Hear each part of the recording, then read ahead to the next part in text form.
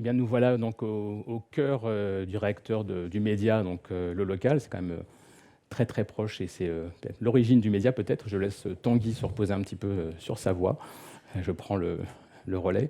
Avec Claire Tranchard donc, d'Exterion Média et Romain Mériel du groupe Havas. On va aller plus loin dans les spécificités plus tard.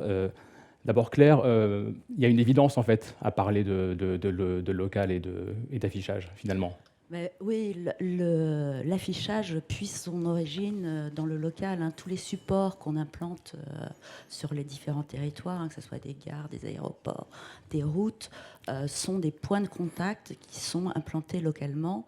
Et c'est l'organisation de ces points de contact qui font qu'on les organise avec des objectifs de puissance ou de géolocalisation et qui font nos réseaux nationaux ou nos réseaux plus territoriaux, locaux. Alors, chez Exterion, traditionnellement, c'est une société qui est assez implantée au niveau local. Quelle est la part du chiffre d'affaires qui est faite au niveau Alors, local? il est très important chez Exterion, hein. Notre ADN est effectivement le local. Il est de 70%, 60% de chiffre d'affaires en local et le reste en national. Parler, je dirais, local chez Exterion, c'est appréhender, enfin, ou pour tous les acteurs de la publicité extérieure, c'est appréhender tous les territoires, les situations Oui, ça, je concurrentielles. veux dire, c'est quoi votre définition du local finalement, au quotidien? C'est ça, en Au fait. quotidien, voilà, exactement. Voilà. C'est appréhender les territoires, c'est oui, appréhender les situations concurrentielles sur les différentes zones, c'est connaître la vie et les moments culturels des villes, hein. Ça rythme toute l'activité de nos villes.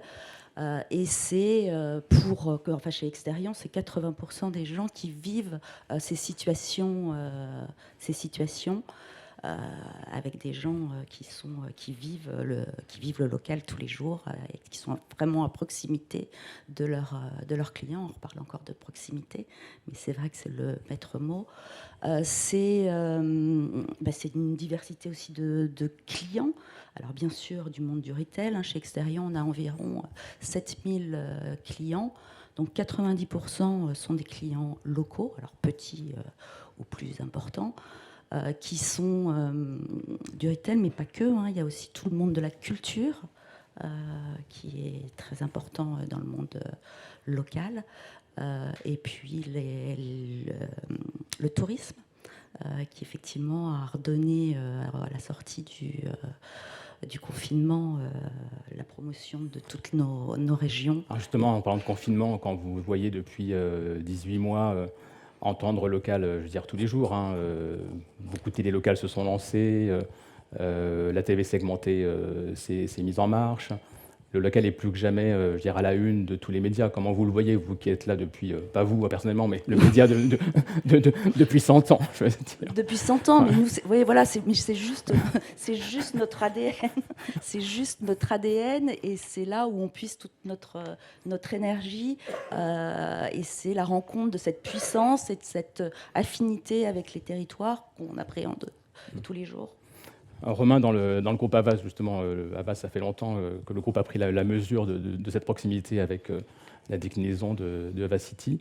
Est-ce que vous pouvez expliquer ce que vous faites, parce que vous avez plusieurs rôles en fait, hein. Tout à fait. Alors moi, effectivement, je gère à la fois un portefeuille national au sein de Havas Media France, et j'ai repris la direction du bureau parisien du réseau Havas City il y a quelques mois, dont la fonction est principalement de travailler aux activations locales pour l'ensemble de nos marques, qu'elles soient du portefeuille Havas ou un portefeuille en propre, et aussi on travaille également sur des marques small business. En tout cas, l'ancrage local est quand même la partie la plus forte de ce qu'on fait aujourd'hui dans Havas City. Justement, et alors est-ce que vous voyez émerger chez les marques, les annonceurs, vos clients, ces demandes de local? Alors, c'est sûr qu'on a une dynamique qui est très forte depuis 2019. Si je prends cette référence-là, évidemment, on va passer l'étape de 2020. On a une progression de 30% de croissance des investissements sur le local. Donc, c'est une croissance qui est assez forte. Et évidemment, l'affichage est au cœur de ces sujets-là. Ça représente plus de la moitié, en tout cas, des investissements qu'on réalise aujourd'hui dans les activations locales.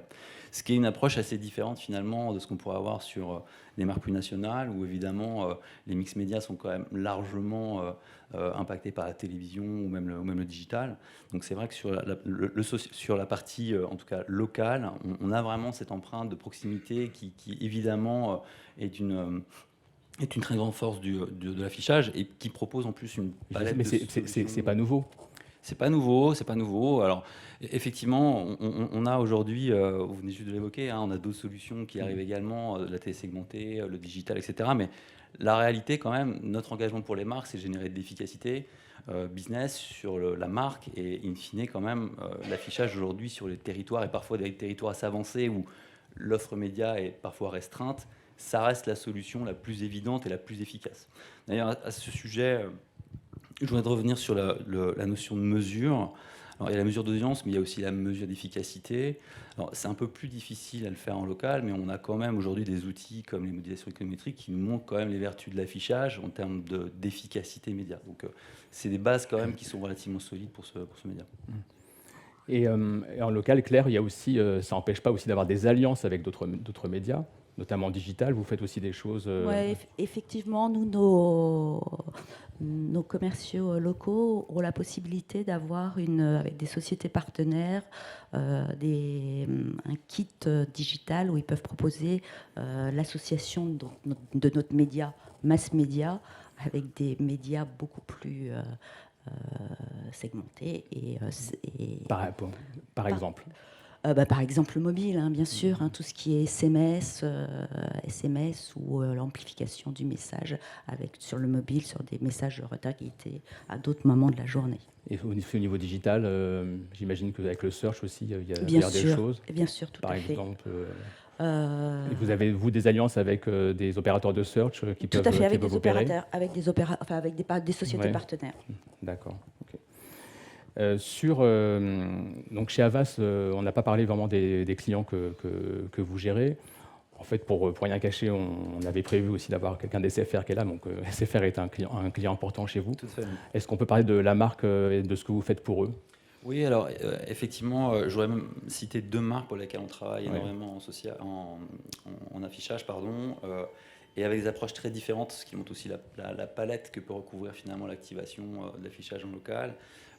SFR, en tout cas dont le gros d'activation consistait à annoncer l'arrivée de la 5G sur les territoires, donc avec des approches ultra localisées sur des villes. Et donc, ce qui était intéressant avec ce média-là, on l'a beaucoup évoqué à de nombreuses reprises dans des différentes tables rondes, c'est la puissance. C'est-à-dire qu'il y a un effet d'événementialisation qui est évidemment très intéressant. J'aurais demandé en régie qui règle un peu le son, ça sature un petit peu. Merci.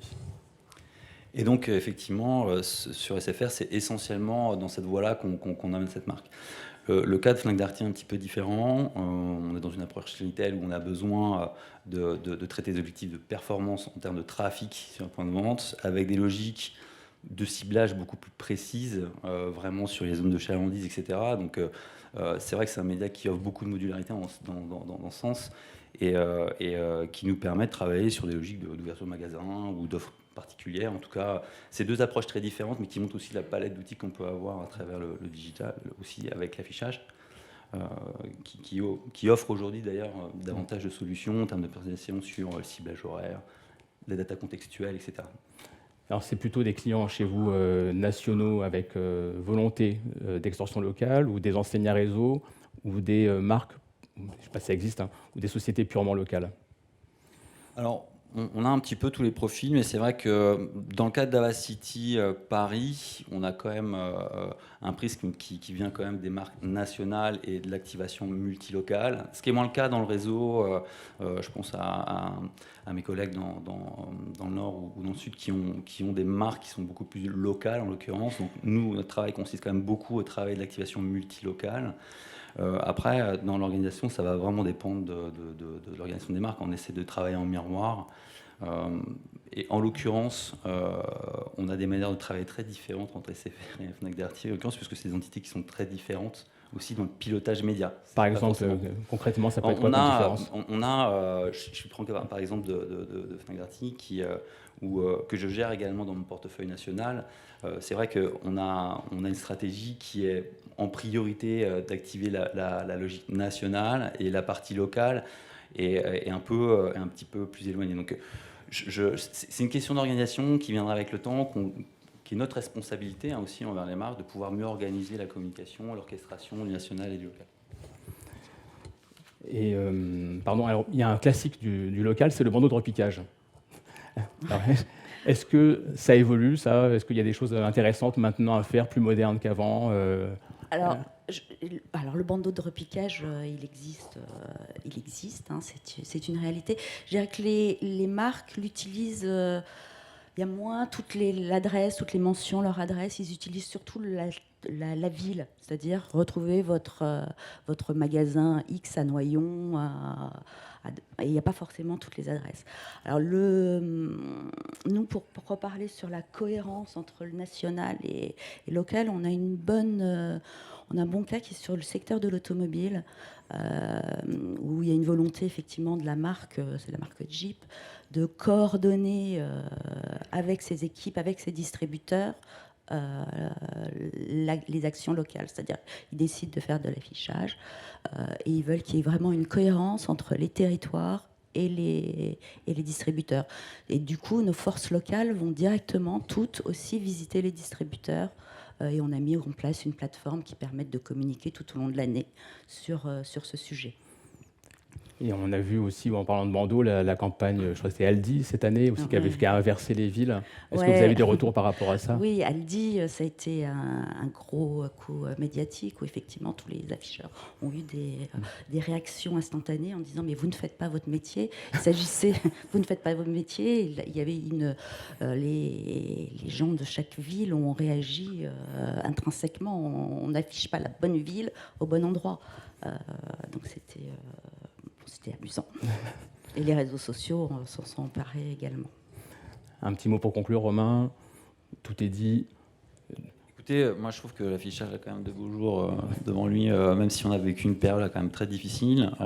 C'est vrai qu'on a retrouvé, d'un point de vue local, on a retrouvé une dynamique beaucoup plus rapide, beaucoup plus forte dans le réinvestissement de l'affichage, mais c'est aussi dû à la nature même de la communication au local. Mais en tout cas, je pense que on a aujourd'hui une large palette d'outils, encore une fois, qui nous permet de faire de très belles choses avec ce média. Donc j'ai grande confiance dans la reprise pour l'année prochaine. Le local, on va encore en parler tout à l'heure avec la table ronde efficacité et créativité. Merci beaucoup. À tout de suite.